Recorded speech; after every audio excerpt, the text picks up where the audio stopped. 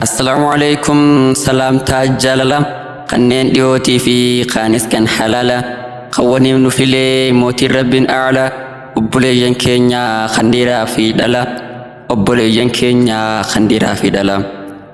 alhamdulillahi ya rabbi qaadira kan tahee jiru ya rabbi arshirra hojii teenya maraa fuulaan nu dhahini meewuyya akhira alhamdulillahi ya rabbi qaadira kan tahee jiru ya rabbi arshirra hojii teenya maraa fuulaan nu dhahini meewuyya akhira hojii teenya maraa fuulaan nu dhahini meewuyya akhira wanni irraa dubbannu xiqqishoodhaa beeyta osoon hin eegalle sadhiiroo hordofta jaalalaan maletti hundin taatu beeyta waan irra jirurraa qalbiin na laalata qophiin teenya irraa kanarraa dubbata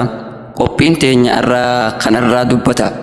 akkuma kanaanii waan jiru himuuni nasihaa xiqqoorraa waliif gumaachuuni isin qaama tokko nun jedhe nabiini tokko dhukkubsattan bar hundi keessanii kun jaalalarraahi kan argamu inni rabbiif tani taate bar jaalalti suni akkana jechuudhaan nabiin nuuf himani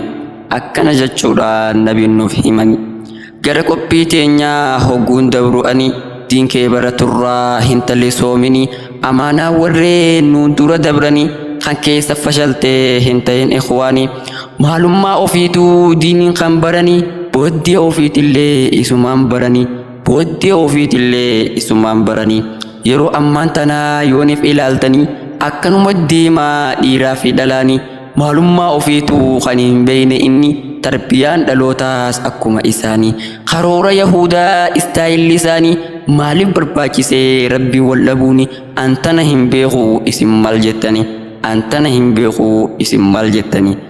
taayaa obboleessaa jiruun hin badini diinii kan keetirraa qooda hin dhabini hoggayyuu gad aantii dhuman niyyatini hamilee bareedduu hamilee ikhwaanii dhiira jechuu barii hoggaaniif himanii gaara jijjiisitii hamileen isaanii akkanuma jiraatu maaliif filattanii inuma dhageenyaa waa hedduu gurraanii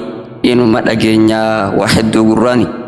taayaa obboleettii jiruun hin badini diinii kan keetirraa qooda hin dhabini akkasuma ammallee kan ilmaan qabdanii aadaa warra dhihaa hin hordofsiisini mucaa hin gayini dardaran godhini dardara jechuuni kan dagaagee deeniin dardara dhugaadhaa kan nabiin himanii guyyaa qiyaamaadhaa kan jirree gaaddisni gaaddisa arshiidhaa jala taa'a inni guyyaa qiyaamaadhaa kan jirree gaaddisni gaaddisa arshiidhaa jala taa'a inni yaa obboleeyyan kiyyaa dhiiraa fi dhalaanii ilmi kan kee akkam maal hojjeta inni intalti tee akkam maal hojjetti isiini numa hortan malee saquba qabdanii kan irraa hin beeyne haala maatii isaanii isaan hundinuu bar guddisa haajamanii yoo karooran qabne dhiise hin horini daranuu baadhattaa wanjala isaanii yoo karooran qabne dhiise hin horini daranuu baadhattaa wanjala isaanii yaa dargaggoota ammaas dargaggitti rabbiin si bareechee jalqaba uumaati ajaa'iba rabbii haala zabanaati maaliifin uumame sani beeytaa ati amaana Aishaa eessa keesse ati bara Aishaan suni nauma akka keeti amaana Khadijaa eessa keesse ati bar Khadijaan suni nauma akka keeti amaana Aliyyi eessa keesse ati Aliyyi jechuuni kanuma akka keeti amaana Abaabakrii eessa keesse ati Abii Bakrii jechuun manguddoo akka keeti amaana ashaabaa nabiyyi rabbiiti meeqa gurguranne magaalaa eessatti amaana ashaabaa nabiyyi rabbiiti meeqa gurguranne magaalaa eessatti yaa ummata keenya hundumti keessanu dhiiraa dhalan jennee anqaniin hin baanu yaa ummata keenya hundumti keessanu dhiiraa dhalan jennee anqaniin hin baanu xiqqaa guddan jennee anqaniin hin baanu tokkummaadhaan kaanee diinii haa barannu guyyaa qiyaamaadhaa namuukka milkoofnu ilmaan keenya hundaa diinitti haa qaabnu diin rabbii kanarraa qooda haa fudhannu guyyaa qiyaamaadhaa ta'a jakka uffannu jannata bitachuuf diinii haa bitannu gaafas rahaa arguuf arra haa cinqamnu gaafas rahaa arguuf arra haa cinqamnu yaa shabaabban keenya arra haa sinqoonu osoo humna qabnu bilaashuman taanu yaa shamarree teenya arra haa sinqoonu osoo carraa qabnu bilaash of hin goonu yaa abbootii teenyaa arra haasin qoonu